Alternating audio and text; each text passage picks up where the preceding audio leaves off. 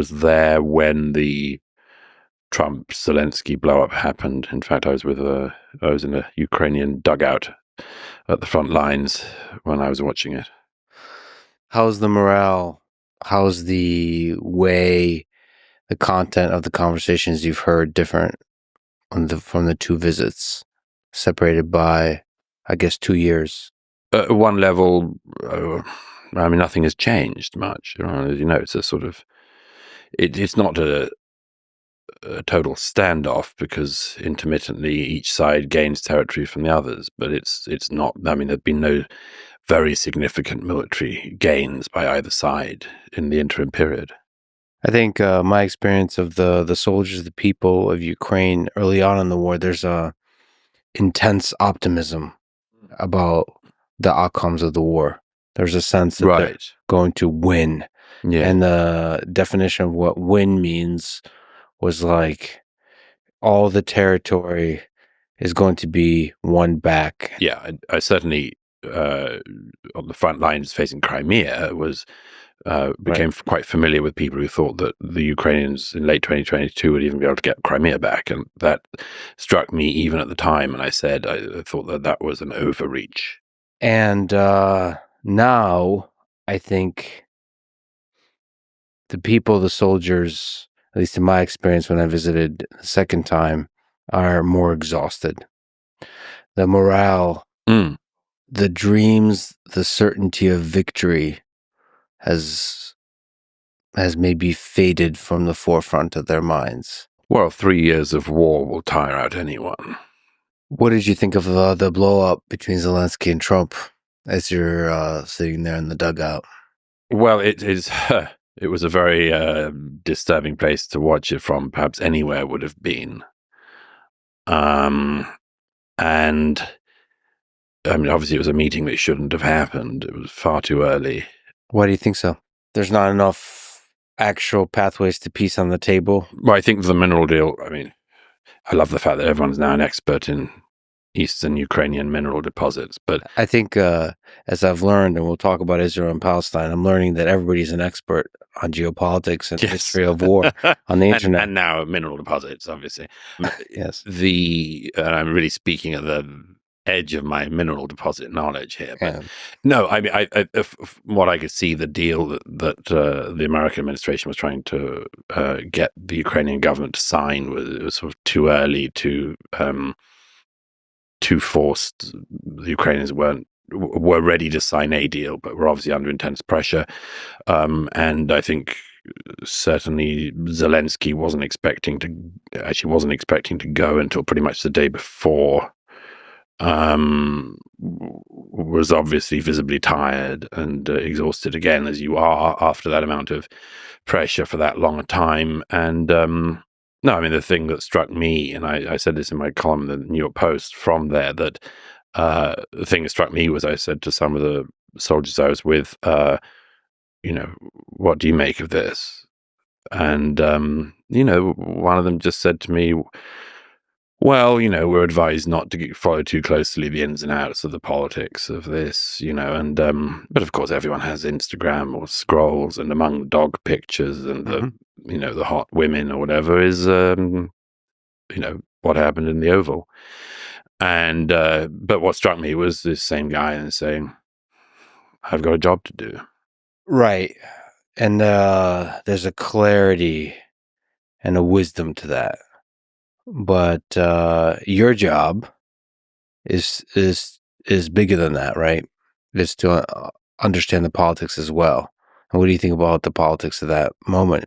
Because that was a real opportunity to come together and make progress on peace, right? And it, by all accounts, was not a successful step forward. I don't think by any account it was a successful step forward, unless to some extent it was play but from DC to say to Putin, look, we duffed off Zelensky and, now give us something. That's the only remedial idea I have about what might have been behind it. But I think it was just one of those extremely, just awful political moments. Zelensky was obviously deeply irritated by the interpretation of the war that he was hearing from Washington. It was only a week after the Trump comments about Zelensky being a dictator, and people in the administration implying that Ukraine has started the war. And I think that must be, for Zelensky, a pretty Alice in Wonderland situation to be in. And I had significant sympathy for him in finding it bewildering, because it would be bewildering. I think the sad thing to me also, on the mundane details of that meeting and just the unfortunate way that meetings happen, I think it's true that he was also exhausted. Yes. There was a dickhead of a reporter that was asked a question about outfit in a way that, listen, Zelensky, everybody has their strengths and weaknesses. He's an emotional being, for better or for worse.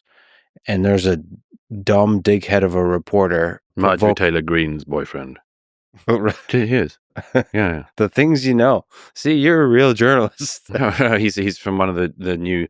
I'm all for opening up the White House press pool and all that sort of thing, but it means that you get some people in who are sort of,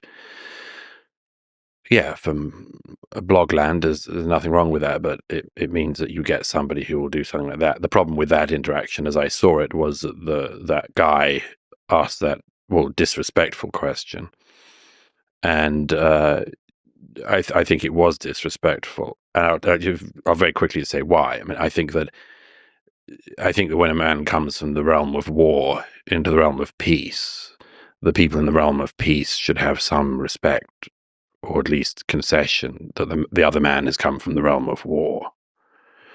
And that if you're sitting in a political environment where you talk about people being destroyed and decimated and defenestrated and much more to a man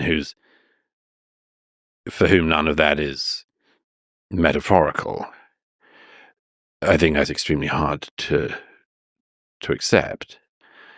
And I think that probably also at that moment there was a sort of sense of, Zelensky is being disrespected by being asked about what he's wearing. When, as everyone knows, Churchill during World War II used to wear his fatigues on foreign visits. And it's sort of just that, it's to remind people that you're coming from the realm of war.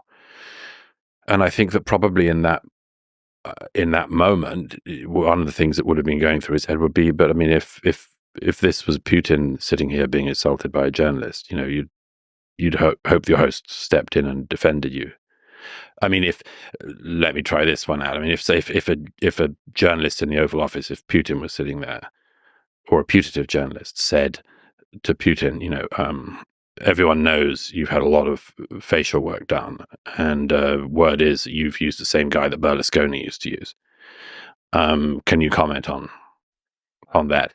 You'd say, well, that's a kind of disrespectful question for journalists to ask, and it's a little bit off what needs to be gone over.